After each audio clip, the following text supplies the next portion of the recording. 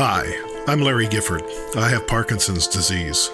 This is a special Parkinson's Awareness Month episode of When Life Gives You Parkinson's. Each Wednesday in April, we will be releasing an episode featuring new interviews and never-before-heard bits of interviews that I've collected over the past 2 seasons. From people with Parkinson's and their advocacy to the leaders of the Parkinson's organizations around the world that we're counting on to support us in our journeys and help drive research for new treatment options. These are the keepers of hope, the difference makers, the believers. They know you can lead a great life today with Parkinson's, and that tomorrow, no matter how far in the future that may be, we can all live lives without Parkinson's. Today, I'm talking to Heather Kennedy. Hi, I'm Heather. I like long walks on the beach. I'm a Virgo. Heather is funny, bright, sarcastic, creative, inspiring, and always finding new, amazing ways to share her story of Parkinson's. Like many of us, it took her a while to find out she had Parkinson's and took even longer to accept it. In 2011, doctors told her it was PD. She didn't accept it until 2012 when she started taking Sinemet. Heather, also known by the pen name Kathleen Kiddo, writes a bunch online about Parkinson's and life. She spent years in film and photography as a production assistant and creates some great videos. Living in Northern California, she's a single mom who's trying to figure out the dating scene and managing the progression of her Parkinson's. Here's my conversation with Heather Kennedy. What took you to the doctor in the first place that got you diagnosed?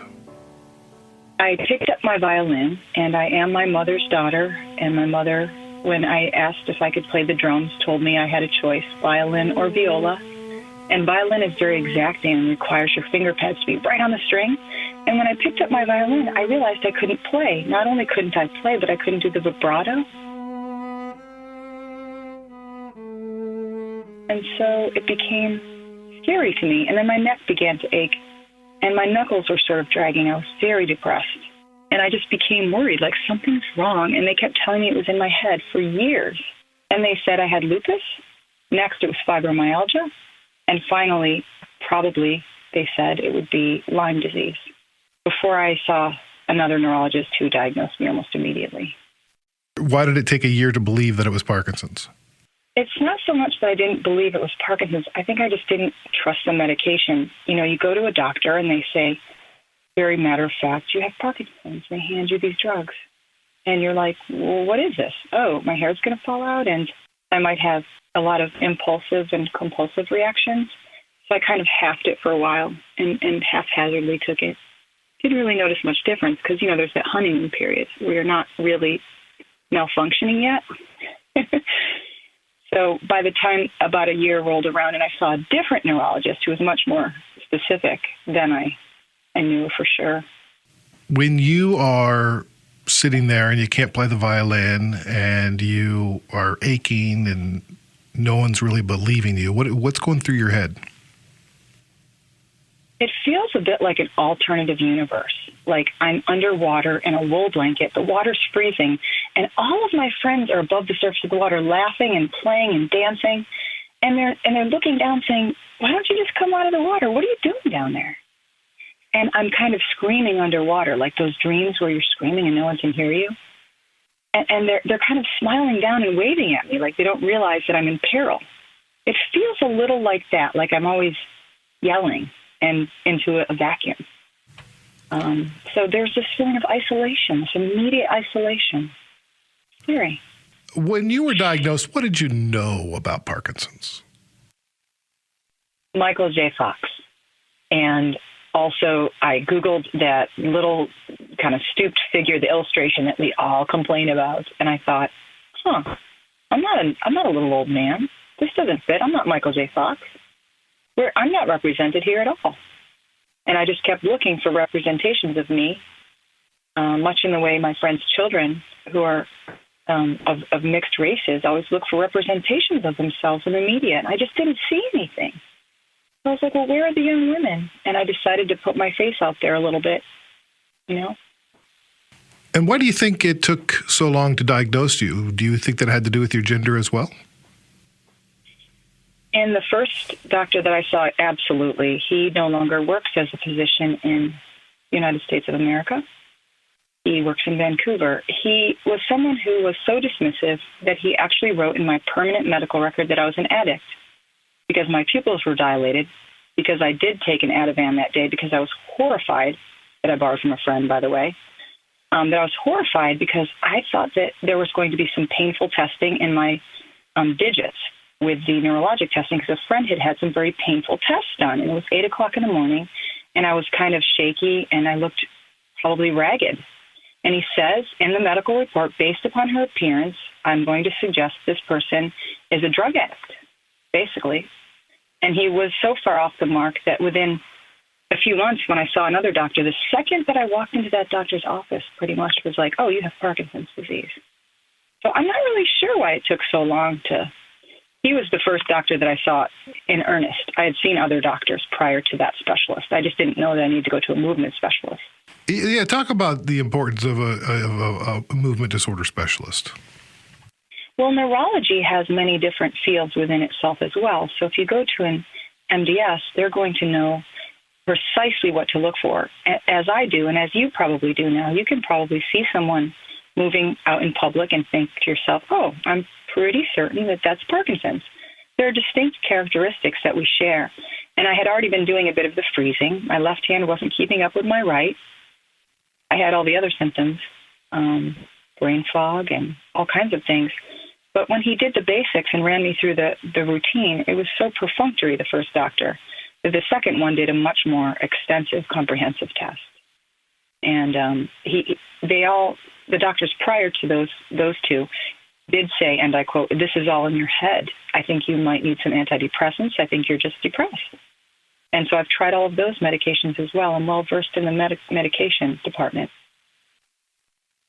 So they weren't necessarily wrong. They just weren't accurate. It was in your head. It was. Yeah, right? Yeah. And you may have been depressed. Bingo! Depression may have been a symptom of it.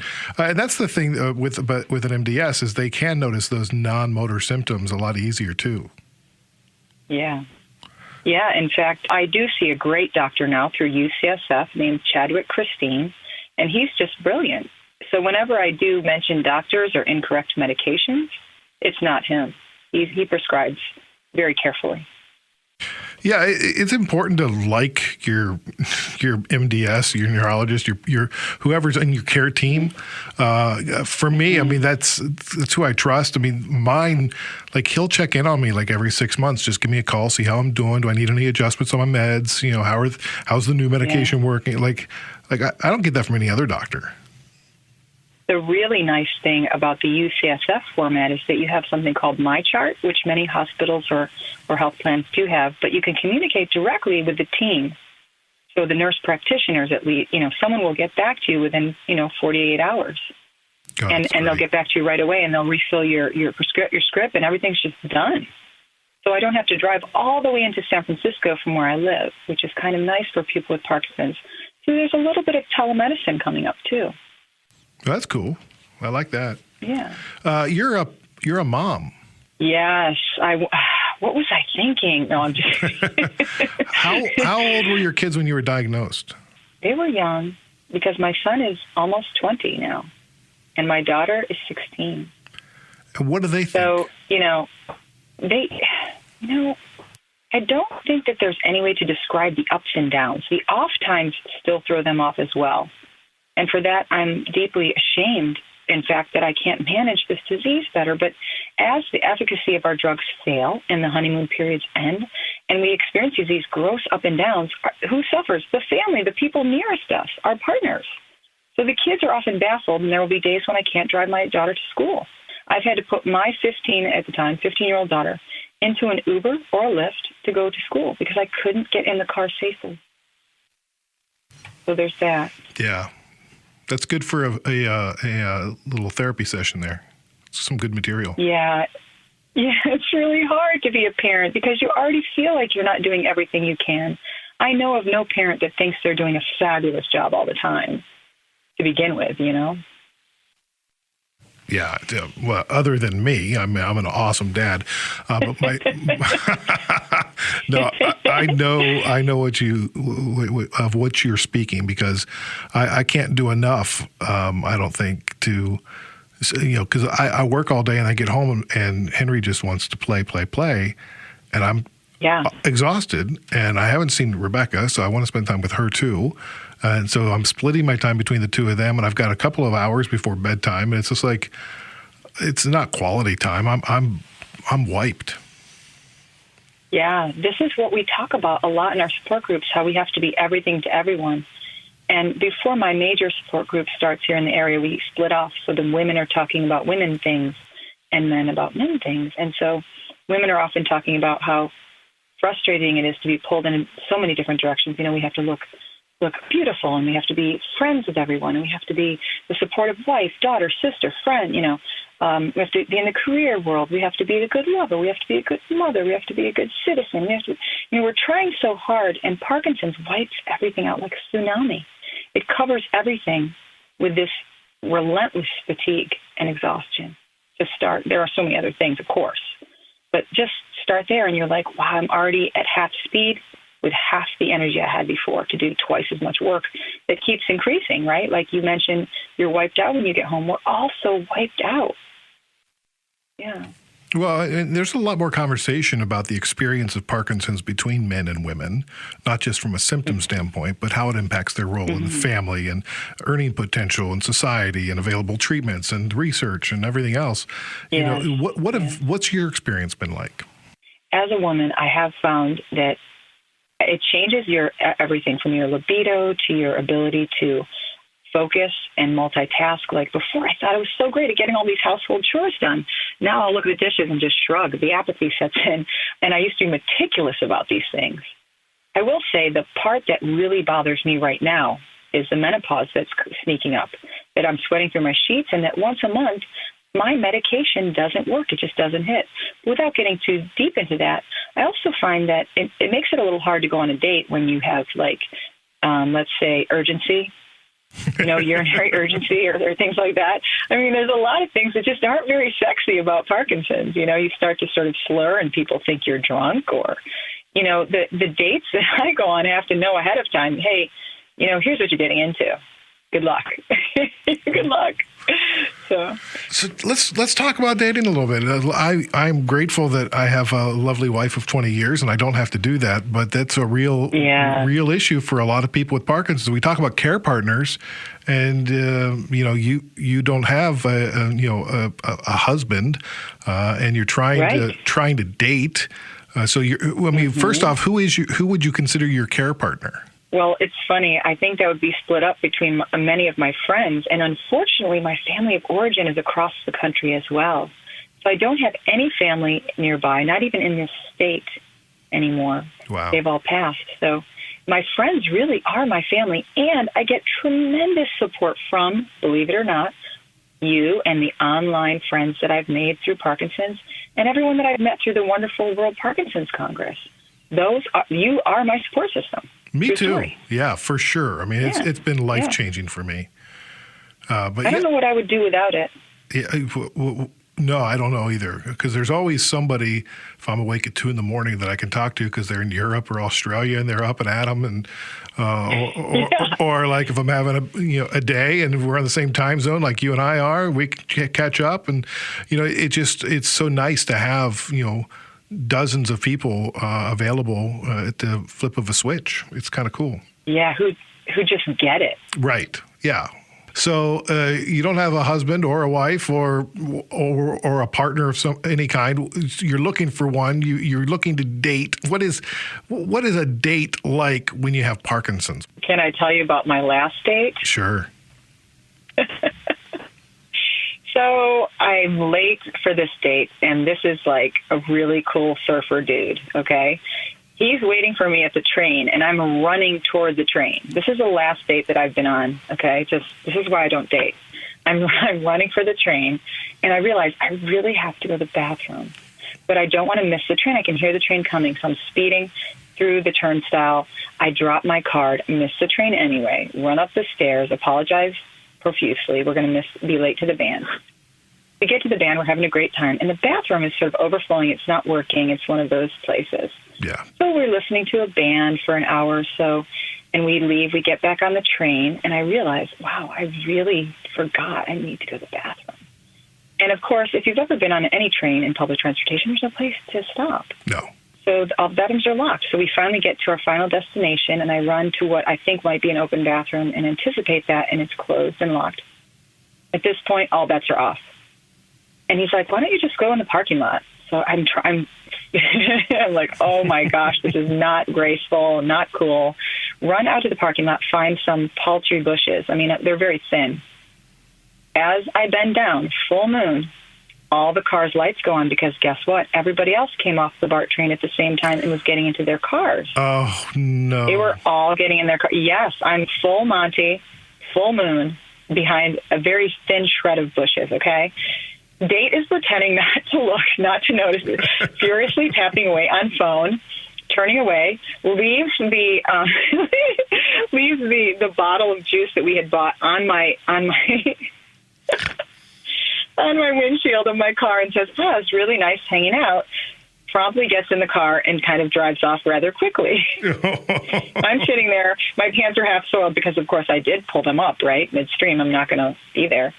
And I didn't know what to say. I was speechless. So I tried to make jokes the next day on text. Those kind of fell flat. I mean, I was bending down looking for a contact. I was pretending to adjust something. I dropped something down my pants. I mean, I couldn't even come up with anything. My material was so lousy. Needless to say, I never saw that person again. However, I don't really blame him, nor do I blame anyone. I've been ghosted a lot before people even had a chance to meet me because I would tell them my real name. They would Google, find out I'm a Parkinson's advocate, and the rest is all there. Yeah. So you do have to lose some privacy as an advocate, and it makes dating rather difficult. What would be a good scenario? What do you wish for would happen? dating? Yeah, what would you wish would happen? Oh, I spent years with different sanghas and meditation groups and groups that, really teach and preach compassion and Tonglen and things. I would love to meet someone who is evolved enough to let that surface sort of fall away and let that be secondary. And maybe someone patient. So it would probably have to be someone that is in my peer group, my age group at least. Because I do find that when I date younger people, they're lovely and amazing and often extremely evolved, but they haven't had children or they haven't, and that's not necessarily important, but they haven't been through life's extreme challenges like death. We've lost a lot of people by our age. And so I'm really looking for someone who's quite evolved. I think I would call myself, is it sapiosexual? I do fall in love with minds and hearts. And the material stuff kind of falls away because looks only keep my attention for 2 minutes and 14 seconds. I've actually timed this. After that, you better have something else to bring to the party. Mm-hmm.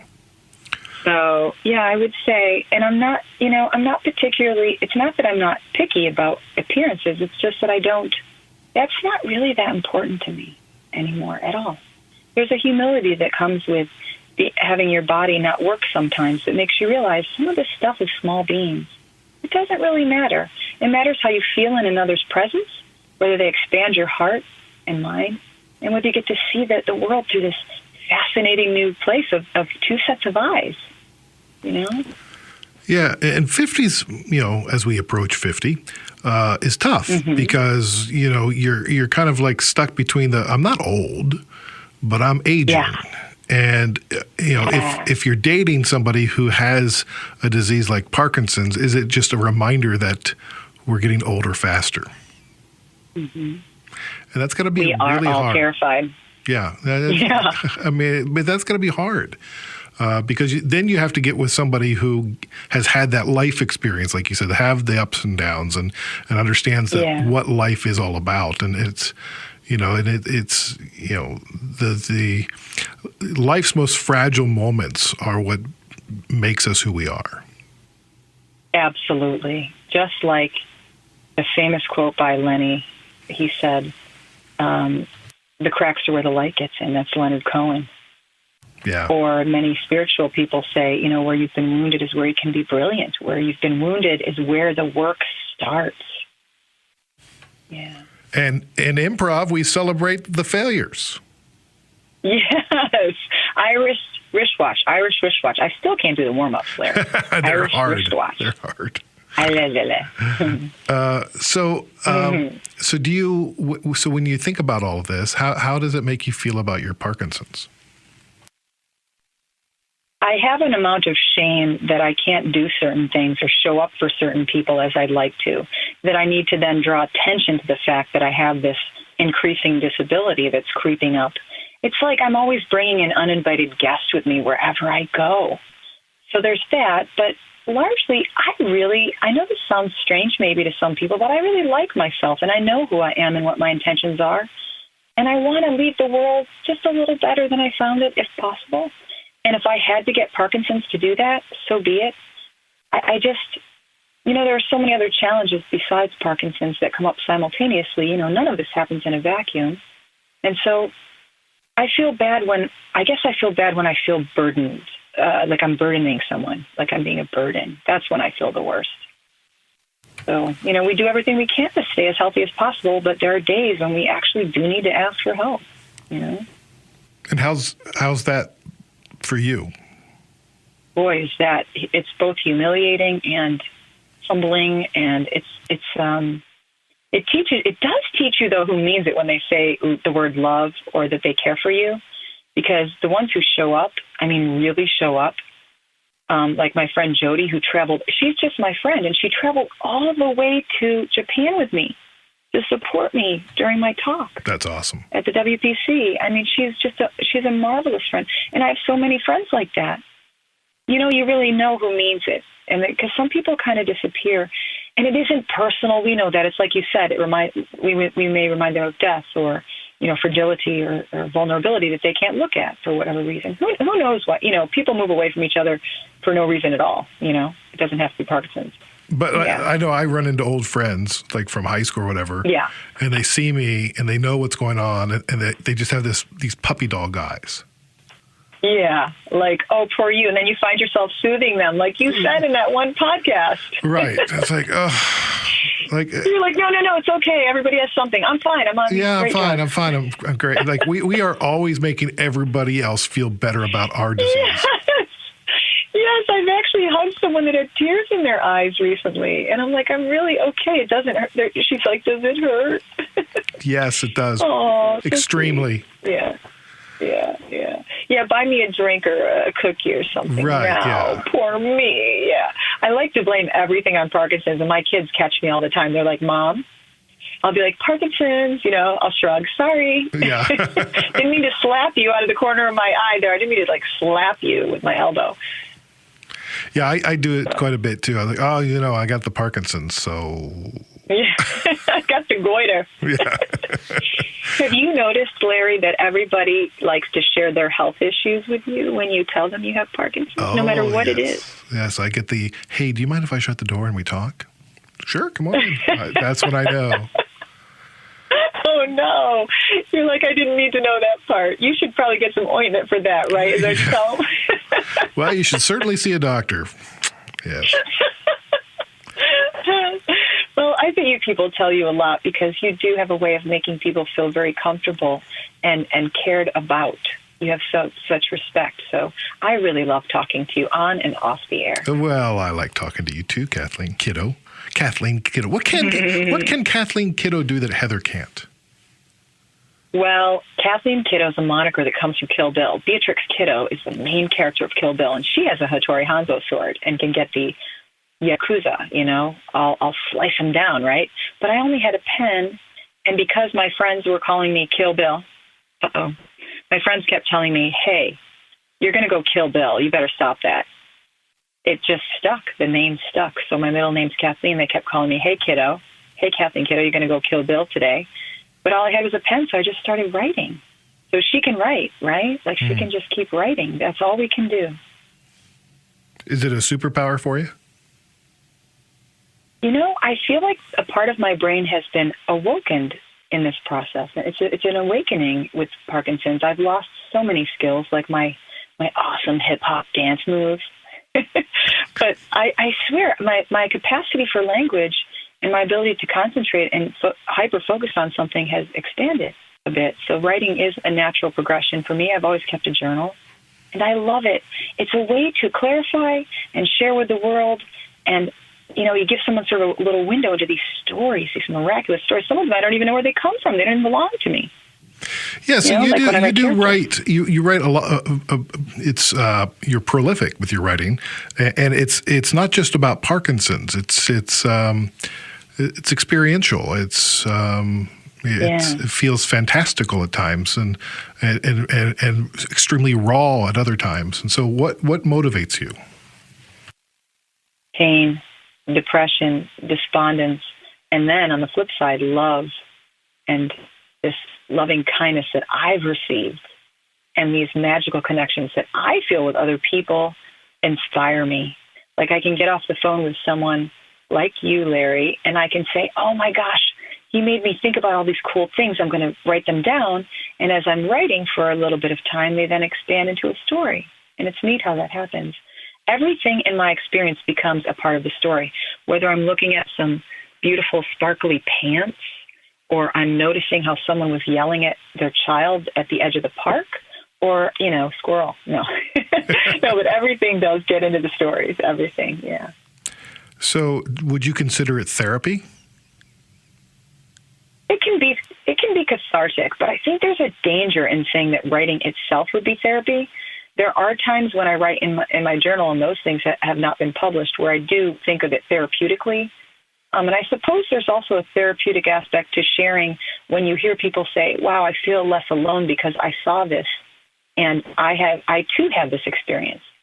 So there's a nice connection and a therapeutic healing in that, yes. But it can be dangerous to say that it's therapy per se. I believe everyone in our community, by the way, should see a therapist of some sort regularly. I really do. I think that would be beneficial to all. Do you find any relief from alternative therapies? Oh, tremendous. In fact, that's my main gig. Tell me about it. Yeah. I get EMDR, which is a particular kind of training that refiles the traumatic memories from the short term into the long term. That's my Cliff Notes version of that. And then I also get something called body talk, which can be done over the phone. It's much like Reiki. And I get craniosacral therapy from a very seasoned professional here that does that. I do massage therapy, acupuncture. Love my naturopath. He was the first person to notice that it was neurologic, by the way. Oh, really? He just started tearing up one day. Yeah, I'd been seeing him as my doctor for about 15 years or so, and he had tears in his eyes and said, I have to send you to a neurologic chiropractor because I want him to check something out. And I'm like, neurologic? That's weird. Yeah, he noticed it, and guess who else noticed it? My optician, or my optometrist, excuse me. Yeah. Yes, she said, there's something going on with your eyes. You need to go see a neurologist. Wild, huh? Yeah, that's crazy. Yeah. The other therapy that I would say might be called alternative would be dance therapy, for sure. Scream therapy, although I don't really scream into anything. I just kind of like yell and talk to myself wandering around the house. See why I don't have any dates, Larry? I do boxing. Boxing's great therapy. You don't want to fight when your fight response is all used up by punching a bag. There's no fight left. Right. Great. Is PD a fight for you? Do you fight PD? Yes. I worry about that language too. I really love my poet friend Wayne, who always says we should be careful of speaking of this as a battle or warriors or, referring. And it is hard to avoid this language because it does feel like you're just Sisyphean task of sludging up the hill with this weight, and you never can win. Parkinson's is going to win. Even the warriors among us, even Muhammad Ali, we know what's going to happen. But so it does feel like that. It does feel like a never-ending, quote-unquote, battle. But I try not to frame it that way because I have to live with it. I have to make peace with my monsters and demons and say, come on in and have some tea, but please don't stay quite so long. Yeah, my wife and I talk about that a lot because she has to remind me it's not a fight. Yeah. You're not going to win. We'd be punching ourselves. It's not going anywhere. Yeah, it's like we need an exorcist. It's within. Right. Well, and I don't mean, yeah. We've adopted that language from cancer, where you can remove cancer from your body. You cannot remove Parkinson's from your body. And I've had friends say to me, "You seem better. You look better. Oh, you're doing better now." I've had doctors tell me that. And of course, they're well-meaning. Oh God. I know, it's horrible. So let's go back to your first doctor that was misdiagnosing you and misdiagnosing you and misdiagnosing you. Mm-hmm. At what point, that guy. At what point did you lose faith and have to fire him? Oh, almost immediately, because I knew that he was wrong about the addiction part. I'm not an addict, so I knew that was wrong. Well, I also knew that he was hostile in a way that I found odd, and I knew that, and I thought, or I suspected it was because I was a woman. So I started talking to other women in my community. Lo and behold, I was not alone in my experience. So that sort of helped me verify and gave me courage to say, hey, something's really wrong here. This guy's making a mess and swallowing people's, although, getting a diagnosis doesn't really help.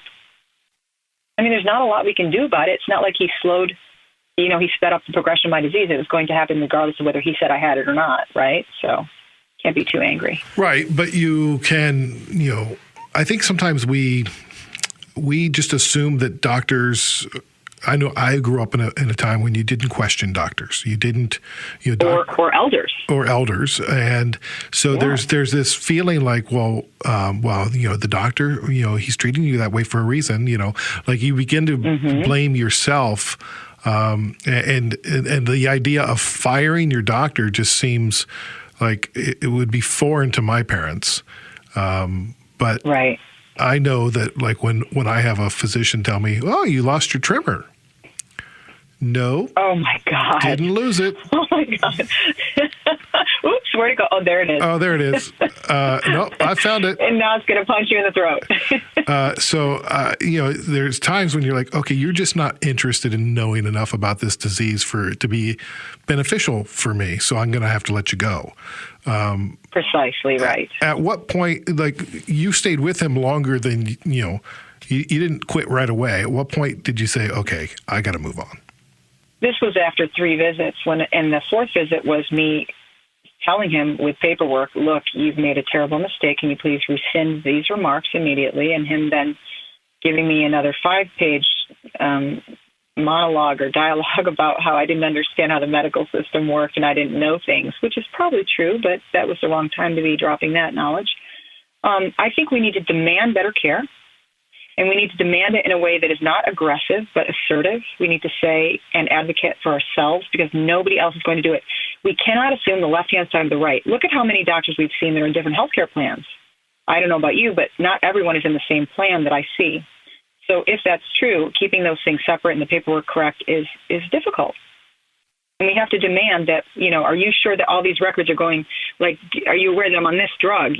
We need to keep repeating that. Carry your medication list with you. And it is always changing. I know that's maddening, but even to presume that that they might always check those things is too much. I had a random, I went to see a podiatrist once and got a medication for something that I was experiencing with swelling in my feet. It actually interacted with my Parkinson's drugs. And this isn't my current podiatrist, by the way. I don't want to get anybody in trouble here, but he didn't check it for whatever reason. I don't know what happened, but it had a terrible interaction. It caused a lot of problems, actually. But how would I know? We just assume that they know what they're doing. Right. We do. There was one person in our Parkinson's community whose name I will not mention, who thought they had Parkinson's for 3 years and was on the drugs, was going to all the meetups and everything. And turns out it's not true. The doctor was wrong. So you can be misdiagnosed. Oh, yeah. I have a friend who was diagnosed with, what's it called? MSA. MSA. Oh, gosh. So that's frightening. She lived for 2 years thinking she was dying and making those plans. And I told her, my God, you need to go see an MDS. And they're like, you do not have MSA. Wow. Well, I hope there's some good news there that she told everyone that she loved them and made them feel appreciated and cherished, right? Well, it changes everything, though. It changes everything. Yeah, it's terrifying. It's terrifying. Yeah. Oh, my God. The episode of When Life Gives You Parkinson's on misdiagnosis featuring Jeanette and Barry Pinn was posted January 7th, 2020. It's the 5th most downloaded episode of all time and worth a listen if you've not heard it. Oh, good. I can't wait to hear. I love to listen to your stories. I love to listen to your interviews. In fact, you've inspired me to do a podcast. Yeah, tell me about that. Thank you. What's your podcast? We're doing all this talking about being misunderstood and misheard and misread, and people, we're getting framed in a way that we don't like. A lot of Parkinson's people are talking about this. So I came up a while back with an idea for misdiagnosis, as in MISS, where I talk about people and with people and in the context of Parkinson's and all these mixed up feelings that we have. At first it was going to be centered around women, but there are so many men with fabulous stories, like really fascinating stuff, that I think I'm just going to be calling myself misdiagnosis for the purpose of hosting the show. And I'm going to let each person who's living with a chronic disease of any sort, something chronic and debilitating, tell a story about themselves. And it can be pretty much anything, as long as it kind of comes back to the idea of the diagnosis. And I'm happy to listen to anyone's misdiagnosis, of course, right? Because Sure. We've all felt like it was pulling teeth to get diagnosed, but that's not really the center of it. It's like you say, the human interest stories are what's more important and more interesting to me. How did you come to, because you're a writer, so how did you come to the spoken word? I've had a lot of people ask me to read their books on tape, and I just haven't had time to fill those orders yet. And it's funny, I loved the old radio shows. Do you remember, I don't know if you had these when you were growing up, but my grandparents had this old radio, and we'd listen to this mystery show at night. Some of the sound effects were like thunder and rain, and there would be like this private dick, this private eye that would be trying to solve a case, and they would cut to an ad right before they gave you like the real scoop. And you'd be listening to like footsteps in the hall. And my imagination was so much more vivid when there wasn't a visual in front of me. And I really went along with that. And so books on tape are really fun for me, and podcasts became really fun for me. And I find, because I can't write because of the micrographia, and because my dictation programs completely suck, excuse my French, but they do, and it's a different part of your brain to do that besides writing anyway, I figured I might as well just speak into the microphone. Saves time. People seem to enjoy it more. And a lot of people don't enjoy reading like they used to, apparently, because if I write anything over 2 paragraphs, I get a lot of flack. So I thought I'd just put it on a tape. Right. Just record it. Yeah, it hurts my eyes to read more than a paragraph. No. I'll keep that in mind. We had that eye tracking problem, too, sometimes. Right. So, well, I'll tell you, not only did I listen to those old radio shows, there's one called the Creaking Door or something.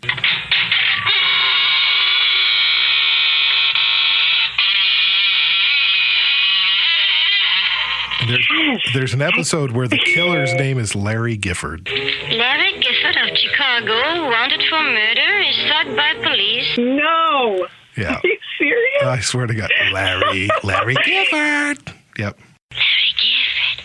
How do you feel today, Gifford? Now remember, if you don't want your hair to stand on end, get someone to sit on your head. Okay? All right, now let's hear Larry Gifford tell you his story in his own words.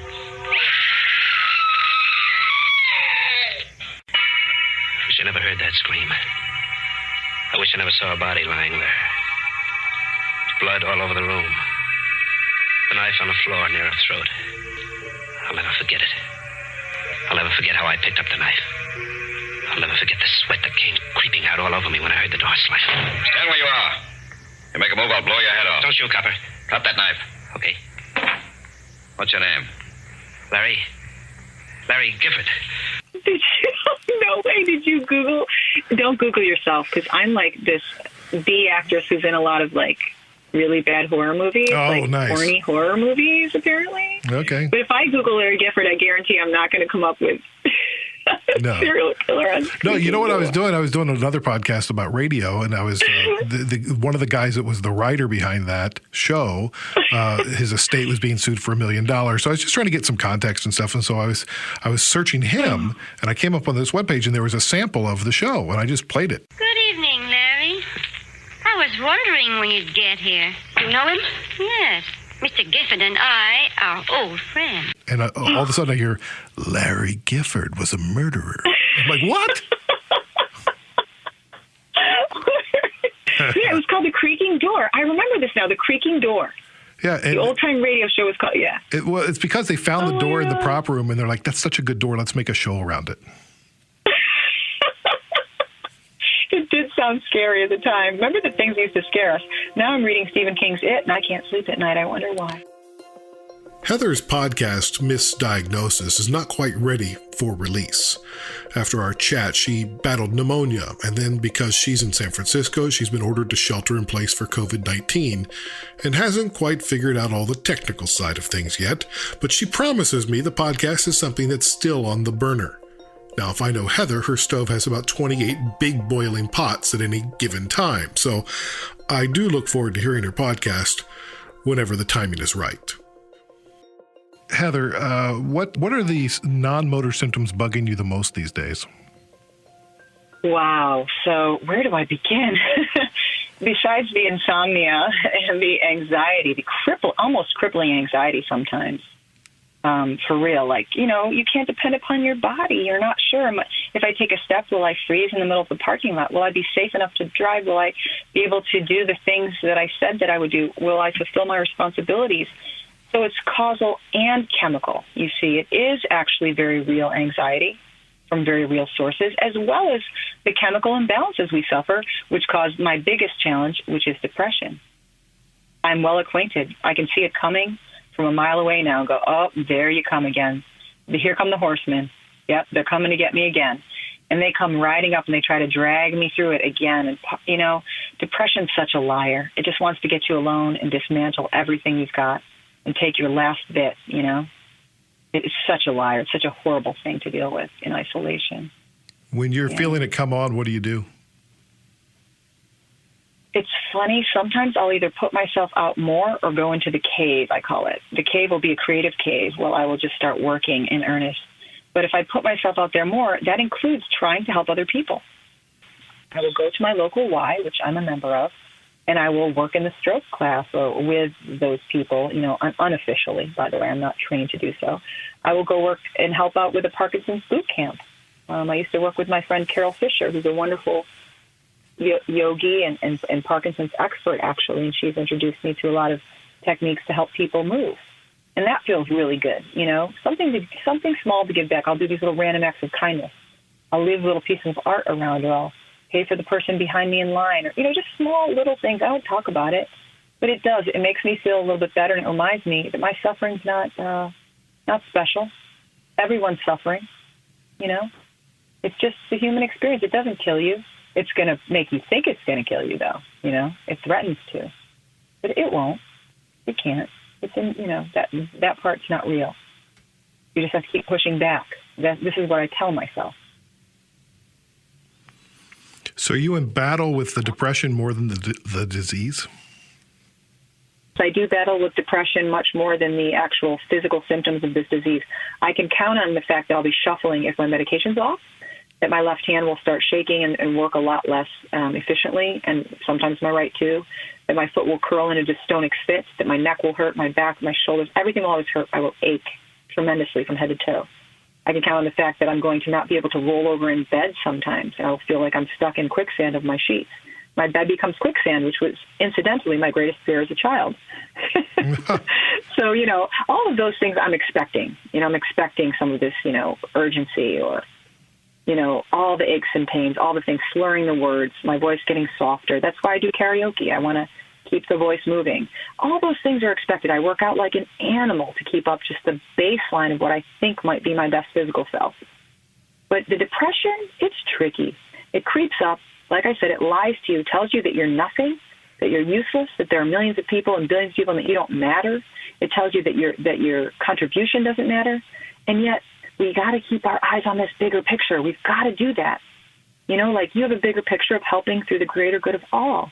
It's not just the Larry Gifford thing. It's Larry Gifford is helping by giving his specific skills to our community and to the larger world. That is what it's all about. So when depression tries to kick me, I think, hey, people might be depending upon me. I'm going to get up for them. If I can't get up for myself, maybe I can get up for them. you know? And every time there's this little voice that says, get up. Get up now. You have work to do. You're not done. Don't let this beat you, you know? Okay, let me ask you a question. So there's a voice for the depression that you hear. Yeah. Then there's this other telling voice. you that you suck. Yeah. Yeah. And then there's this other voice. Where can you differentiate where those voices are coming from? My doctor asked me this too. Are you hallucinating? Yeah. And it isn't as simple as binary as like angel and devil or anything like that. The pieces of us, for example, when you have a dream, the Jungian dream therapy always says everyone in the dream is a part of you, even if you're dreaming about a friend, right? So, you know, we have these complex things just like that. What was that animated series where there was different parts of you? Like, oh, hello, anxiety. Oh, hello, you know, happiness. Oh, hello, cheerfulness. There you are again. I'm joy. This is sadness. That's anger. This is disgust. And that's fear.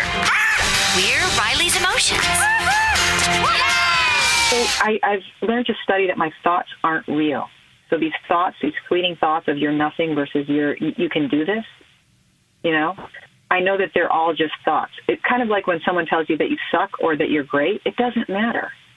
If you have the higher purpose or you have something else in mind, you're going to keep doing that. So whether I'm getting the thought that's coming out of one part of me, unidentifiable, insecure, fearful part of me saying, you can't do this. Go back to bed. It doesn't matter. You don't matter. Nothing matters. In fact, you might as well just die. You know, like that part, I know that that's not true. And the egoic part that'll say, oh, my God, you're doing really great. Look at you. Yay. That's not true either, because neither of those things is what it's about. But the part that says, hey, you made a vow. You were going to do this for the greater good. You have some work to do today. Just do it in smaller pieces. Be gentle with yourself and put one foot in front of the other, you know? So I can override that sort of inner feeling. So I didn't really answer your question about where they come from, but because they keep welling up just like the clouds, they just pass. They're always going to be there, but they just pass. Like, have you ever tried to meditate and still your mind? You can't do it, right? Thoughts are going to keep coming. Yeah, it's the same thing. So it's like I expect them now, and I go, oh, there you are again, planning. There you are, depression, anxiety, upset, you know, anger, angst, resentment. Oh, hello again. Oh, hi, there you go. Oh, now you pass. Oh, look, hello, joy. Come on in, you know. Hello, freedom. Hello, celebration. Hello, kindness. So you can name the emotions, but have you given depression its own particular name, like Pete? Hey, Pete. Ooh, no, but I'd probably call it like my father-in-law. I mean, no. Oh, hey. I'd probably, I'm just teasing. I'd probably call it, I can't say anything political, but I'd probably pick someone that has done some has made some policy decisions that negatively impact our community and call it that. You know, like the picture on my dartboard, which you can't see. Yeah. No, it's a great picture. What's it look like? It doesn't look like you. Okay. It looks like someone in one of our highest offices in one of the biggest countries in the world. Gotcha. Yeah. Okay. I think I know who you're talking about. Hello, NSA. No harm. It's just a dartboard. I always think of Harry Potter and the ridiculous, where they make they put the ridiculous clothes on people and stuff when they're trying to get rid of the things they fear. And yes, I think we can do more of that. That's an excellent idea. I've used to do this as a child. My grandmother taught me this. She said, oh, there's a demon in your room. There's a monster. Turn around and growl at it. Mm-hmm. Growl bigger. You know, make yourself snarling. Look at how scary you are now, you know? And it works as an adult. You can psych yourself out in all kinds of ways. You know, we can storyline all day long. Oh, they probably think this, or they probably did that, or they probably said this. You know, we can get really paranoid in our community, too, sometimes because of the drugs, if you don't mind me saying. Oh, yeah? So. Are you on a lot of drugs? You know, I think I'm on, let's see, how many medications? Shall I name them? If you'd like. It doesn't bother me at all to do so because I don't identify with which medications are coming and going that the doctor has prescribed. But Cinemet and the Comten to strengthen or stretch the Cinemet. Yep. Azilect, which is the drug that blocks the enzyme that breaks down dopamine. And this is why I don't do any recreational drugs whatsoever, because you could actually die. Don't do that, people. Just heads up. And then I would say that I also take, what do I take regularly besides that? Oh, yeah, the Nupro patch. Oh. That's the patch that delivers my dopamine agonist that I accidentally put 3 of on one time. Don't ever do that, folks. Word to the wise. Does the agonist give you any impulsive behaviors? Have you seen my Amazon bill? Are you kidding? Have you looked at my closet? Everything's color-coded and kind of weird, or it's completely a disaster. There's either one or the other, yeah. Yeah, when I do something, I really go in all the way, and I can get lost in it. People were like, why didn't you call me back? And I'm like, oh, well, I got lost in organizing my belt collection, or I started researching the secret life of spiders with dewdrop hats, and I get really into something. Wow. So, heck yeah, the compulsive, impulsive behavior is bad too when you're out and you don't want to pull the ripcord. So I have to bring a friend with me who's more reasonable, usually if I go out during a night when my medication is on. Yeah. Yeah, that has been, uno mas, one more hour, one more dance, one more drink. Yeah. No, it doesn't work out too well the next day. Hey, listen, our time is up this time, but there'll be another, I'm sure. Oh, I love talking to you. Do you have to go, friend? Okay. I do. Thank you, Larry. Thank you. Have a great day. You too. I appreciate you. All right. I appreciate you too. Take care. Bye-bye. Okay, bye. Heather Kennedy, a keeper of hope, a difference maker, believer. Be inspired. Check out her writing, her videos, and more at KathleenKiddo.com. Heather Kennedy and I are both ambassadors for the 6th World Parkinson Congress, known as the WPC 2022. It'll be held June 7th to 10th in Barcelona, Spain, 2022. It is the only totally inclusive scientific conference that opens its doors to people with Parkinson's and their families. We'll be there. You should come join us. Learn more at WPC2022.org. This is When Life Gives You Parkinson's, a Curious Cast podcast, written and produced by me, Larry Gifford. Our story editor is Dila Velazquez, and our sound design by Rob Johnson. We also want to hear from you. You can record a voice message for us at speakpipe.com/When Life Gives You Parkinson's. Our presenting partner is Parkinson Canada, parkinson.ca. One of the programs Parkinson Canada offers is a confidential information and referral line. So if you have any questions at all, don't hesitate to reach out to info@parkinson.ca or call toll-free 1-800-565-3000. Parkinson Canada colleagues are there for you. They're great listeners and can answer questions on a huge range of topics. Thank you also to Heather Kennedy and to Disney Pixar's Inside Out, CBS Mystery Theater, The Creaking Door, Inner Sanctum Radio, The Estate of Hyman Brown, and SpeakingOfRadio.com. The Inner Sanctum episode featuring Larry Gifford as the murderer is from May 15th, 1945, long before I was born. It's called The Black Art. There's a link on the notes page. If you're interested in hearing more about the differences of how Parkinson's impacts men and women, listen to WPC 2019 Day 3, the episode from June 6th, 2019 in Kyoto, Japan. It's called Shaking Stereotypes of Parkinson's, featuring Amatola Thomas. And in honor of World Parkinson's Awareness Month, go back and listen to our April 11th, 2019 World Parkinson's Awareness Day special. It's worth your time to hear from some great advocates, including Matt Eagles, who was diagnosed more than 40 years ago at the age of 7. Special thanks to our promotional partner, Spotlight YOPD, the only organization in the world with the singular focus of raising awareness of young-onset Parkinson's disease. You can find them at spotlightyopd.org. And in the U.S., Parkinson's IQ Plus U. This is a free series of Parkinson's events from the Michael J. Fox Foundation to educate and empower people with Parkinson's and their partners. While some of these events have been postponed due to COVID-19, you can go to michaeljfox.org/PDIQ and watch for rescheduled dates. And thank you for listening. Please take a moment to subscribe to this podcast on Apple Podcasts, Spotify, CastBox, or wherever you listen to podcasts. I really appreciate it that you're sharing this with your friends and your community. Some people are using this at their support groups to launch conversations. Please give us a 5-star rating and share in the comments how you use the podcast and why you like it. You can also engage with us on social media. It's at Parkinson's Pod at Facebook, Twitter, or Instagram. You can email us at parkinsonspod@curiouscast.ca. Keep positive, keep exercising, keep listening, and we'll talk to you next time.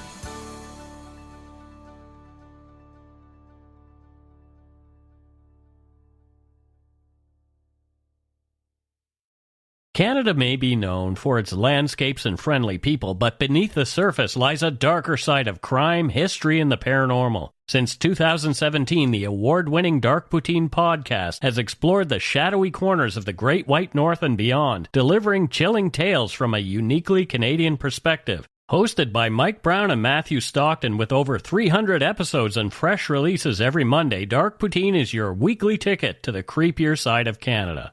Listen to Dark Poutine on Apple, Spotify, Amazon Music, or wherever you get your podcasts.